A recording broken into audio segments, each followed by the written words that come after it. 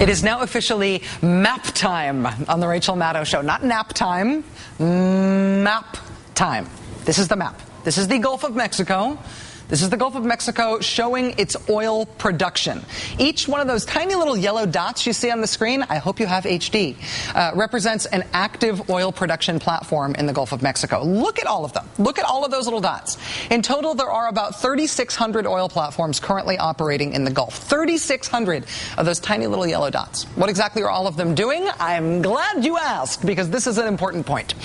When the Deepwater Horizon oil rig blew up back in April, it was not producing oil. It was drilling for oil. There are two different things that happen out there on those platforms in the Gulf. You have a rig like the Deepwater Horizon that comes in and drills for oil. But then once it's done drilling, they essentially, put a cork in the hole, for lack of a less descriptive phrase at this point. They essentially stop up the hole they've just drilled, and the drilling platform goes away.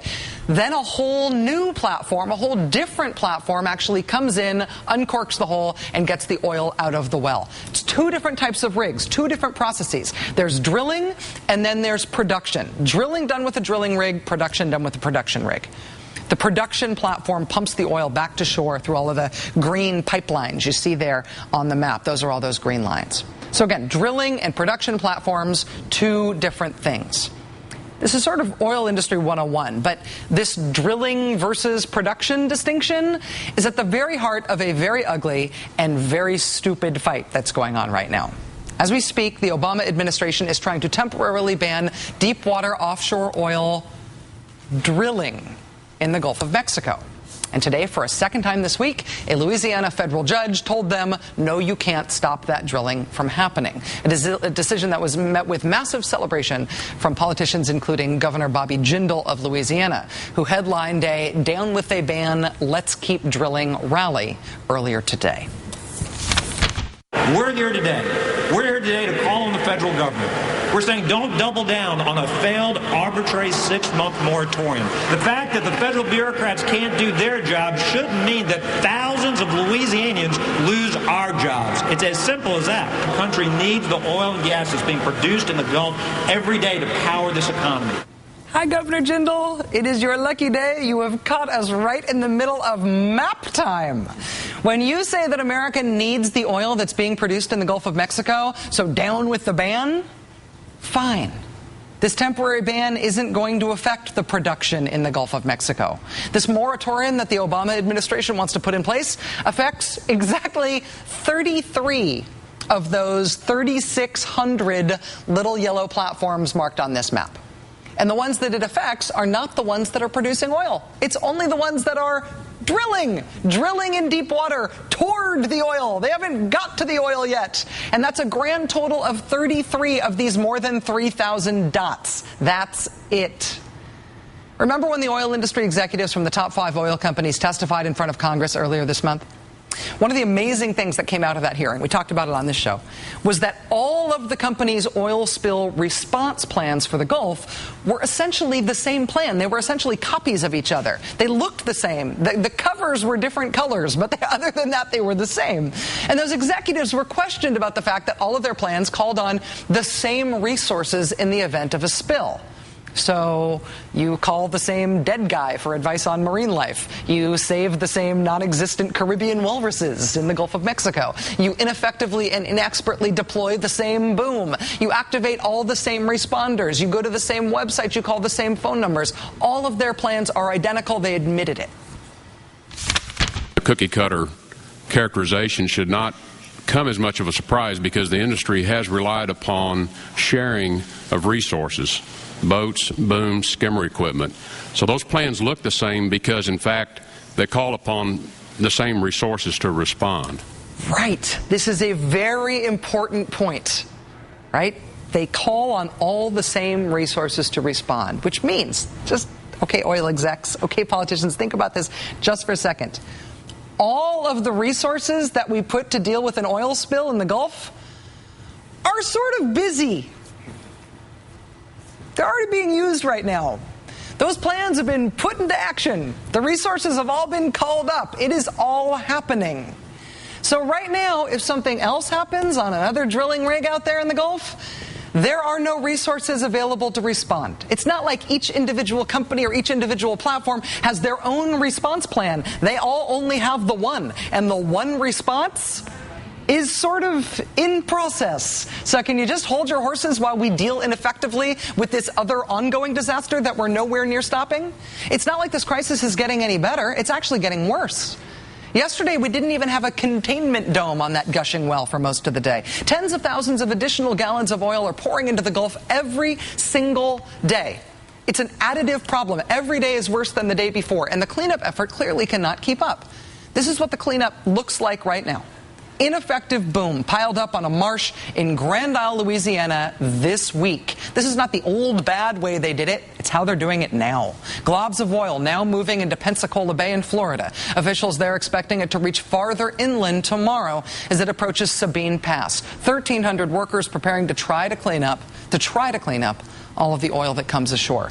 This oil, which is still gushing from that well, is continuing unabated toward the coasts of Louisiana and Mississippi and Alabama and Florida.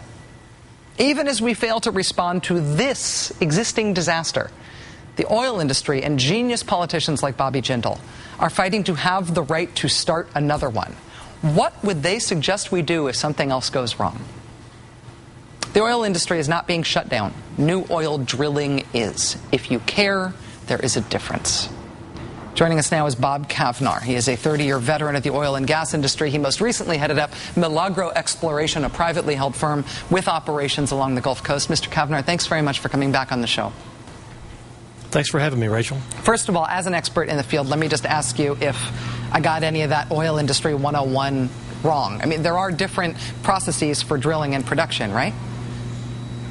There are very different processes, especially in the deep water. When a deep water well is drilled, often it's months, even years before that well is completed and put into production. So there's quite a bit of delay between one and the other. I think, though, there's a whole other issue here that's beyond the economics. The politicians always focus on the economics, and I keep wanting to continue to talk about what the safety issues are. We had 11 good people killed on April 20th, and we cannot forget that as we look at what we do in deep water. I'm sorry that the light has gone out on you in the newsroom there, but we can still see you, rest assured. Hey, there you're back. Well done. Sorry about that. Technical fault on our end, I'm sure. All right. The oil companies want to keep on drilling in the Gulf of Mexico as this existing disaster effort continues. Are there any resources that aren't being tapped here if there was another accident, some standby team or something that we don't know of? I have to tell you, Rachel, when I was out at the well site, the Horizon well site earlier this week, and we were sitting in pools of oil for miles, and I have to tell you, there was not a skimming boat within 10 miles of our boat. And so I don't think that they've got to have everything activated, and they don't have enough for this response, much less another response. The other thing that concerns me is that we have a problem that is not plateauing. We have a problem that gets worse every single day. The amount of oil that's in the water and that is steaming toward shore and that is landing on shore every day becomes a larger number based on how much is coming out of the pipe that day. And it feels like we need to be able to proportionally increase the containment and cleanup response. From what you're saying, it sounds like you're telling me that there's just nothing else to scale up toward. There's nothing else to throw at this.